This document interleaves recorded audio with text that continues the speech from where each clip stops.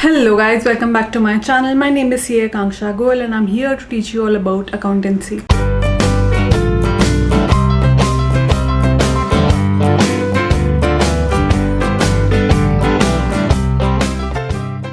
So in today's video, I'm going to be starting with the chapter 4, which is the basis of accounting.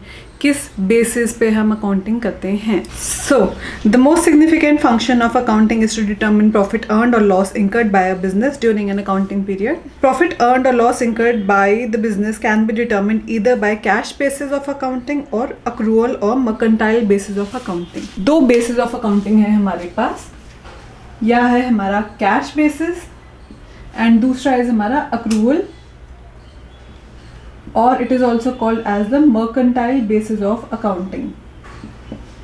इन दोनों में से कोई भी एक हम यूज़ करते हैं to determine हमारा profit earned और loss incurred during the year. पहले पढ़ते हैं what is the cash basis of accounting. Cash basis of accounting is a system in which transactions are recorded when cash is transacted, whether received or paid. ठीक है, cash basis में हम तभी transactions को record करते हैं जब cash receive किया जाता है या कैश को पे किया जाता है. It means revenue is recognised on receipt of cash. सिर्फ जब रिसीट होगी कैश की, कैश हमें मिलेगा, तब हम रेवेन्यू रिकॉग्नाइज करेंगे. And likewise expenses are recorded as incurred when they have been paid. जब हम पैसा पे कर देंगे तब हम हमारा एक्सपेंस रिकॉर्ड करेंगे. The difference between the total income and total expenses represents profit और loss of a business for the accounting period. जितना हमने पैसा रिसीव किया और जितना हमने पैसा पे किया, इन दोनों का जो आपस में डिफरेंस होगा वो हमारा प्रॉफिट या लॉस काउंट होगा. Thus when cash basis of accounting is followed, outstanding and prepaid expenses and income received in advance or accrued incomes are not considered. जब हम कैश बेसिस यूज़ करते हैं तो जो हमारा आउटस्टैंडिंग एक्सपेंस होता है या हमारा कोई प्रीपेड एक्सपेंस होता है या हमारी कोई इनकम रिसीवेबल होती है, जो भी चीज़ हमें अभी रिसीव नहीं हुई या जो भी चीज़ हमने अभी पे नहीं की, वो हमारे बुक्स में अभी अकाउंट फॉर नहीं होगी. Receipts and payments account prepared in case of not-for-profit organizations such as charitable institutions, clubs and schools is an example of accounting on cash basis. कुछ जगह हैं जहाँ पे practically cash accounting use होती है. Companies में या कोई भी जो बिजनेसेस हैं उनमें कैश अकाउंटिंग मोस्टली यूज़ नहीं होती प्रैक्टिकली, पर जो हमारे NPOs होते हैं, नॉट फॉर प्रॉफिट ऑर्गेनाइजेशंस हो गए, या फिर हमारा कोई चैरिटेबल इंस्टीट्यूशन हो गया, या फिर कोई क्लब हो गए, या फिर स्कूल हो गए, इनके केसेस में आज भी cash basis of accounting use होती है. Now, what are the advantages of cash basis of accounting?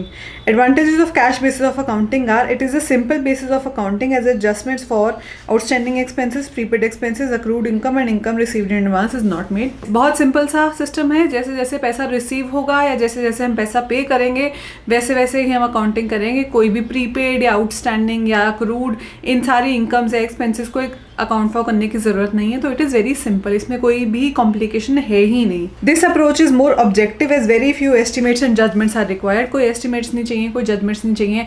जैसे जैसे पैसा आया या पैसा गया वैसे वैसे हम अकाउंटिंग करते जाएंगे, तो इसमें कोई भी जजमेंट या एस्टिमेट्स की ज़रूरत ही नहीं पड़ती. तो it is a very simple basis of accounting once again.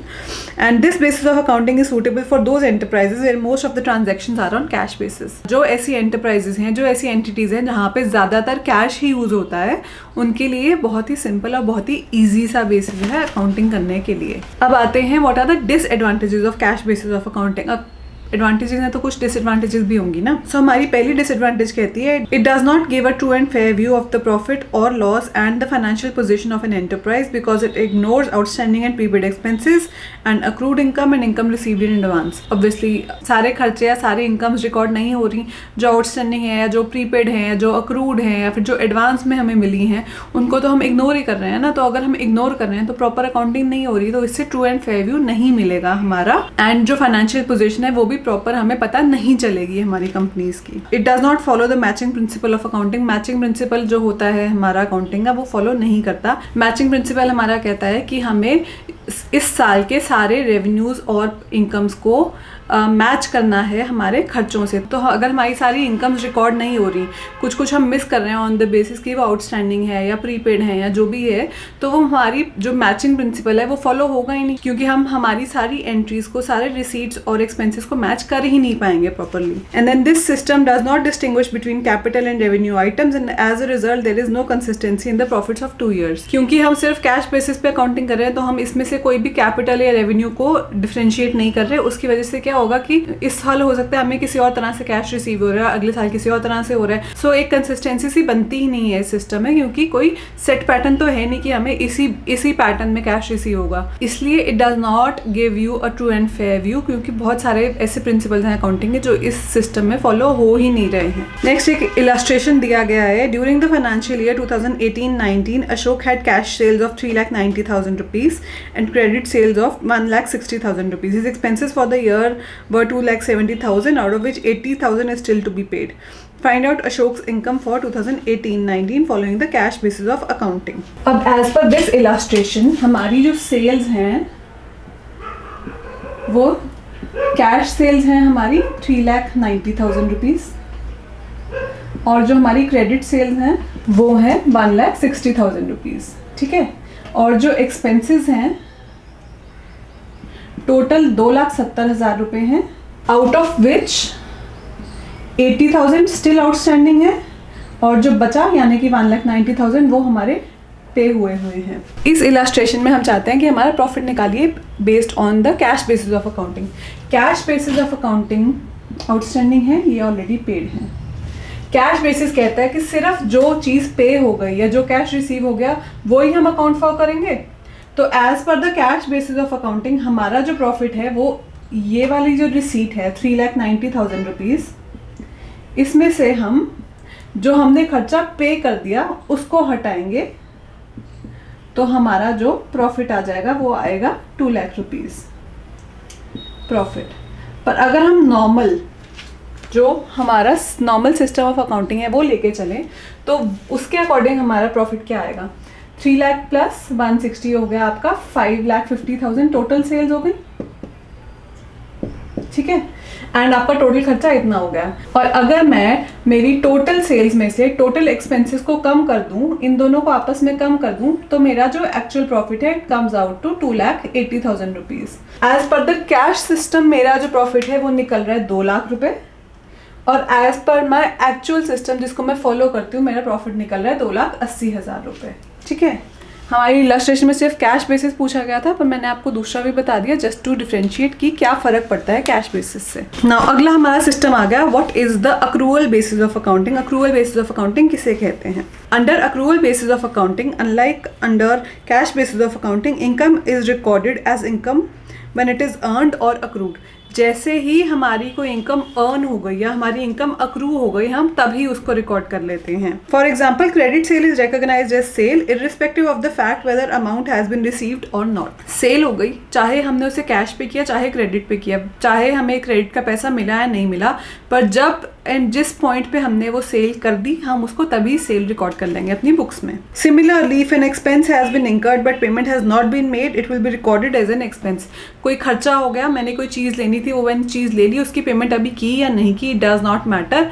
जब मैंने वो खर्चा कर दिया, जब मेरा वो खर्चा ड्यू हो गया, मैं उसको उसी वक्त अपनी बुक्स में रिकॉर्ड कर लूंगी। For example, rent for the month of March 2019 has not been paid, it will still be recorded as an expense because it has become due. Accrual basis of accounting is based on the concept of realization and expiration and follows two basic accounting principles, that is revenue recognition principle and matching principle. Accrual basis of accounting जो होती है वो हमारी realization और expiration के concepts को follow करती है, and वो हमारे revenue recognition principle और matching principle को follow करते हुए यूज़ की जाती है। वो कहती है कि जैसे जैसे हमारा रेवेन्यू रिकॉग्नाइज हो गया, उसी वक्त हम हमारा रेवेन्यू रिकॉर्ड कर लेंगे। एंड मैचिंग में वो कहता है कि हमें साल के सारे इनकम्स और सारे एक्सपेंसेस को आपस में मैच करके फिर हमें उसको रिकॉर्ड करना है।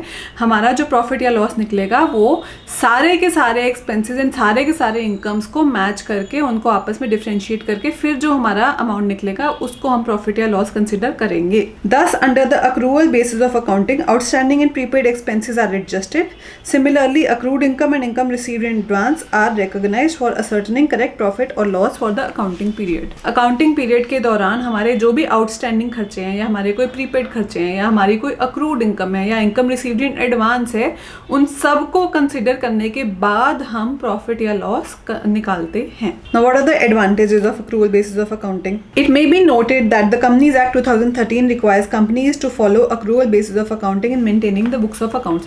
Companies Act 2013 जो है उसने मैंडेटरी कर दिया है कि कंपनीज को सिर्फ और सिर्फ accrual basis of accounting he use करना है, which again is practically more feasible, more suitable. Now, advantages क्या हैं हमारे accrual basis of accounting के?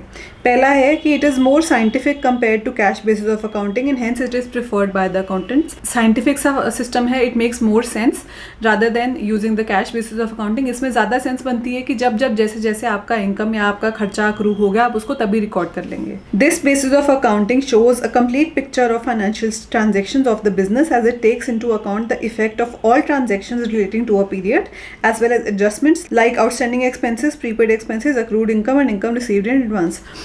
कंप्लीट पिक्चर शो करता है फाइनेंशियल ट्रांजैक्शंस की. सारी फाइनेंशियल ट्रांजैक्शंस हम लेके चल रहे हैं, जो चाहे कोई आउटस्टैंडिंग है, चाहे प्रीपेड है, चाहे अक्रूड है, चाहे एडवांस है, हर चीज़ को कंसिडर करने के बाद हम हमारे फाइनेंशियल बना रहे हैं. तो इसमें आपकी कंप्लीट पिक्चर मिलती है कि हाँ जी पूरे साल में हुआ क्या है and it will definitely give you a more true and fair view of your financial statements. अगला है this basis discloses correct profit और loss for a particular period and also exhibits true financial position of the business on a particular day. Obviously ज़्यादा correct picture देता है कि actual profit या loss है क्या during the year and financial position exact बताता है कि हाँ जी एग्जैक्टली हमारी फाइनेंशियल पोजीशन क्या है बिजनेस की. It gives you a more correct and a more complete and a more true and fair view of your financial position. It reflects true profit और loss during the accounting period and therefore has wide acceptability. ज़्यादा अच्छे से clearer picture show करता है कि आपका profit and loss क्या है and since it is more clear, it is more true, तो ये ज़्यादा वाइडली एक्सेप्टेबल भी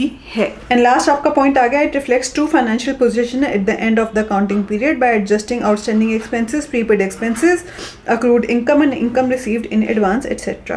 फाइनेंशियल पोजीशन भी ज़्यादा अच्छे से शो करता है. इसमें सारे हर तरह के जो भी आउटस्टैंडिंग या प्रीपेड खर्चे हैं या कोई ऐसी इनकम है जो कि अभी अक्रूड है या एडवांस में है, सब कुछ एडजस्ट करने के बाद हमारी एक प्रॉपर फाइनेंशियल पोजीशन हमें दिखाता है ये सिस्टम, जिससे हमें एक एग्जैक्ट सा आइडिया मिलता है कि हमारी फाइनेंशियल पोजीशन एग्जैक्टली है क्या. आगे आ जाते हैं what are the disadvantages of accrual basis of accounting. पहला डिसएडवांटेज आपका आता है this system is not as simple as cash basis of accounting. Obviously simple नहीं है, आपको बहुत सारी एडजस्टमेंट्स करनी पड़ती हैं.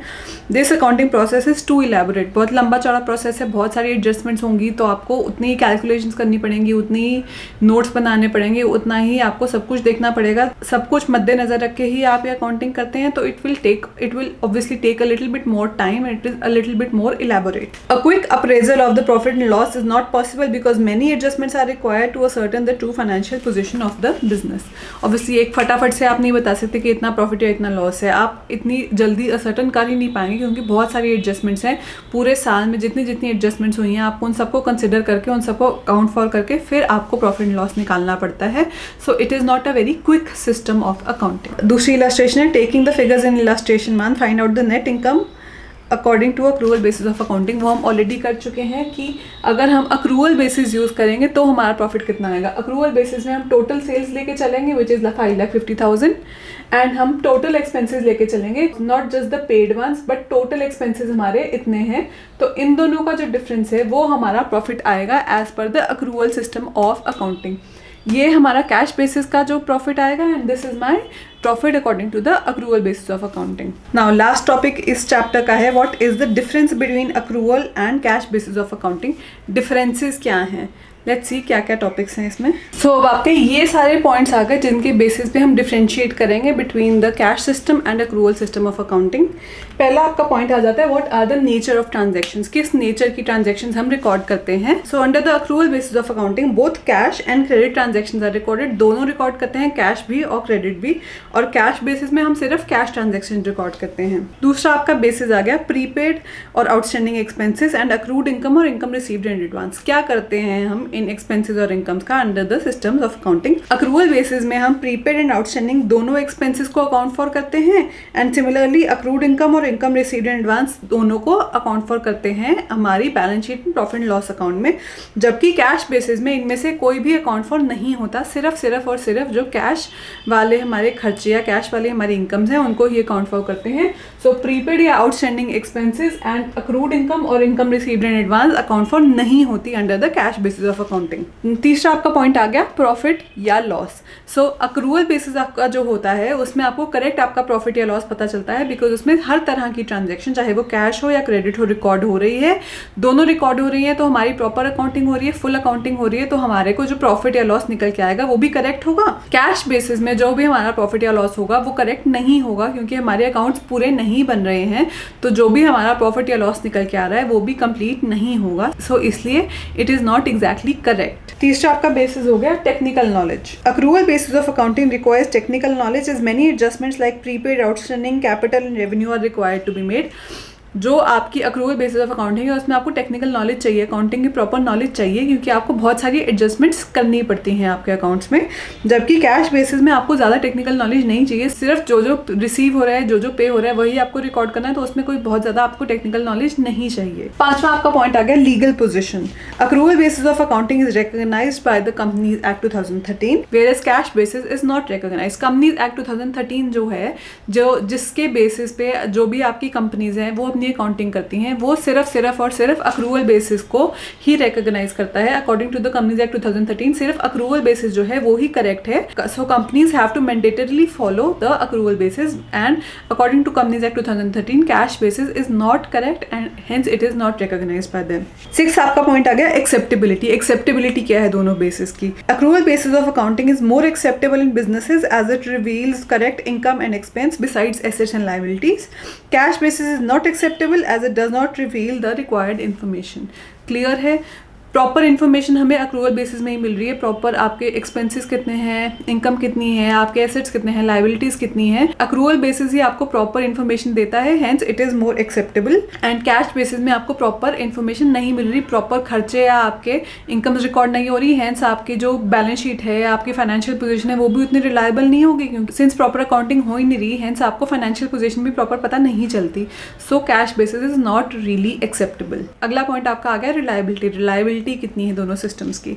Accrual basis of accounting is more reliable as it records both cash and credit transactions and thus reveals correct profit and loss besides assets and liabilities, and cash basis of accounting is less reliable as it records only cash transactions and as a result does not reveal correct profit and loss and also assets and liabilities। सारी की सारी transaction जितनी साल में हो रही हैं, चाहे वो कैश हो या क्रेडिट हो, वो आपकी सिर्फ अक्रूवल बेसिस ऑफ अकाउंटिंग में ही अकाउंट फॉर होती हैं। जो कैश बेसिस है वो आपके क्रेडिट ट्रांजैक्शन को तो लेता ही नहीं है। हेंस अगर आपको प्रॉपर आपका प्रॉफिट या लॉस चाहिए ड्यूरिंग द ईयर, या आपको प्रॉपर अपनी फाइनेंशियल पोजीशन जाननी है, तो सिर्फ जो अक्रूवल सिस्टम है वो ही मोर रिलायबल है, क्योंकि वही एक ऐसा सिस्टम है जो कि आपकी सारी की सारी ट्रांजैक्शंस को अकाउंट फॉर कर रहा है।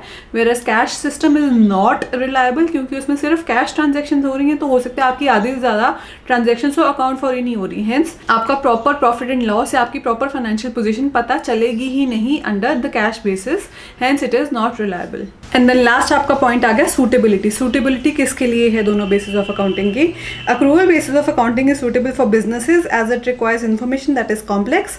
It can be made available by accrual basis of accounting. जितने भी आपके बिजनेसेस हैं उन सब के लिए अक्रूवल बेसिस ज़्यादा सूटेबल है, क्योंकि आपके बिजनेसेस में काफ़ी सारी कॉम्प्लेक्स इन्फॉर्मेशन चाहिए होती है, जो कि सिर्फ आपकी accrual basis of accounting he provide करेगी। कॉम्प्लेक्स किसे कहेंगे? फॉर एग्जांपल बहुत सारी एडजस्टमेंट्स हैं, एडजस्टमेंट्स वाली जितनी भी इन्फॉर्मेशन है, जितनी भी एडजस्टमेंट्स कर रहे हैं अपने अकाउंट्स में, वो सारी कॉम्प्लेक्स इन्फॉर्मेशन हो गई, वो आपके सिर्फ अक्रूवल बेसिस में मिलेगी। कैश बेसिस तो सिर्फ सीधी सीधी जो इन्फॉर्मेशन है उसी को अकाउंट फॉर करता है। हेंस बिजनेसेस में आपके लिए अक्रूवल बेसिस ज़्यादा suitable है। and cash basis of accounting is suitable for not-for-profit organizations and professionals such as chartered accountants, lawyers, etc. since they require comparatively less information। जो कम complex वाले entities हो गई, जैसे नॉट फॉर प्रॉफिट ऑर्गेनाइजेशन हो गई, या फिर जो प्रोफेशनल्स हो गए जो सिर्फ रिसीट बेसिस पे ही काम करते हैं, फॉर एग्जांपल सीएज हो गए, आपके लॉयर्स हो गए, वो लोग जैसे जैसे केस लड़ते हैं वैसे वैसे उनकी इनकम वैसे वैसे उनकी फीस आती जाती है, तो they work on receipt basis. उनके लिए cash basis is more suitable because उनको बहुत ज़्यादा कॉम्प्लेक्सिटीज़ की की ज़रूरत नहीं होती, बहुत ज़्यादा एडजस्टमेंट्स की ज़रूरत नहीं होती। तो जहाँ पे बहुत ज़्यादा कॉम्प्लेक्स अकाउंटिंग नहीं है वहाँ पे आप कैश बेसिस यूज़ कर सकते हैं। And with this chapter 4 is completed. बहुत छोटा सा चैप्टर था, सिंपल सा चैप्टर था। Just go through my video. कोई क्वेश्चन हैं, कोई क्वेरीज हैं, डू लेट मी नो। इसके एंड में अगेन क्वेश्चंस दिए गए हैं, कुछ सॉल्व हैं, कुछ अनसॉल्व हैं। Just go through them. कोई क्वेश्चंस हो, कोई क्वेरीज हो, please do let me know in the comments below and I would love to answer them for you.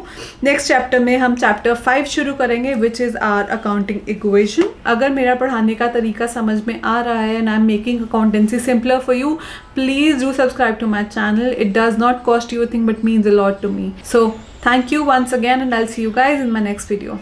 Bye bye.